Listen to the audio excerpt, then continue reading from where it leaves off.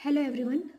हमने डिटेल में पढ़ लिया है vicarious liability of state, but उसमें एक पॉइंट रह गया था about sovereign function and non sovereign function.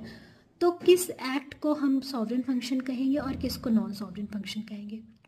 Since sovereign या नॉन सॉवरेन फंक्शन की एक एग्जॉस्टिव लिस्ट देना पॉसिबल नहीं है, it depends on the facts and circumstances of each and every case, जहाँ पे हम बोल सकते हैं कि कौन सा एक्ट सॉवरेन फंक्शन के तहत आता है, कौन सा नॉन सॉवरेन फंक्शन के तहत। तो for example maintenance of law and order, ठीक है, administration of justice, maintenance of defence, ये सारे जो एक्ट्स होते हैं ये सॉवरेन फंक्शन के अंतर्गत आते हैं।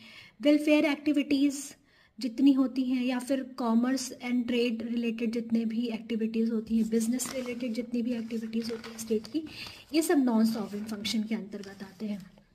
बेसिकली अगर हम